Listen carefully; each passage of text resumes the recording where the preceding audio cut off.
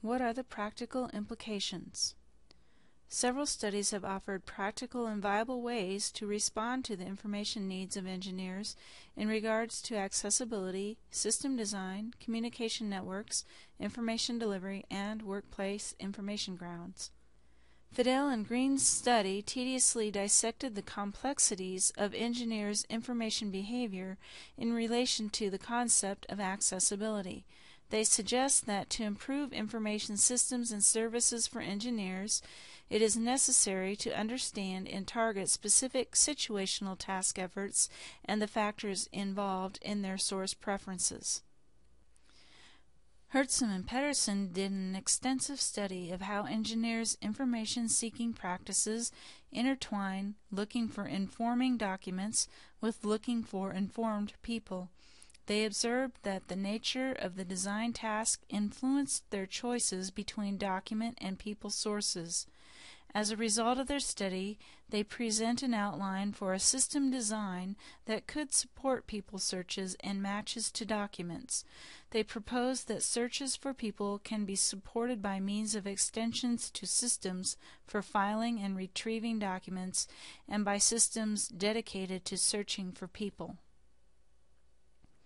Expanding upon Hertzum and Pedersen's conceptualizations about system design accommodating people searches, Fidel and Green suggest that creating services and providing infrastructure to support and expand personal networks may also be a promising direction to increase familiarity with people sources.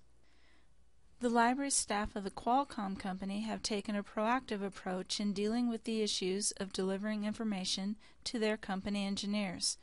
After studying and identifying the information-seeking behaviors unique to the engineers they serve, they develop strategies and best practices to support them. Discovering that engineers prefer to help themselves, the library staff implemented a communication and training strategy to provide awareness of the resources best suited to their engineers' information needs and how to use them. For the satellite offices, the library staff addressed the issue of proximity of physical library resources by increasing the availability of electronic resources and by looking at developing localized reading rooms that leverage the strength of their centralized library. Finally, their best practices approach includes fostering relationships with the engineers to establish familiarity. They have hopes of perhaps getting closer to actual project activity as well.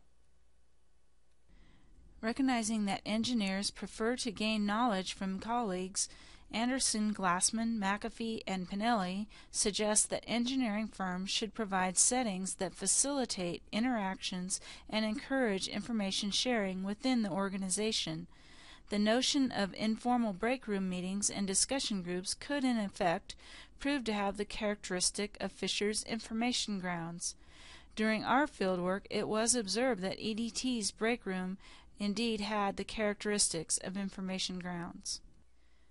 Recent studies certainly have provided good information and practical ideas for better serving the information needs of engineers.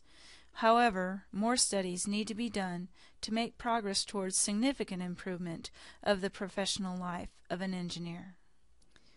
We hope you have enjoyed our presentation. Please take time to enjoy our bonus features as well. The links will give you further insight into the question, who are engineers?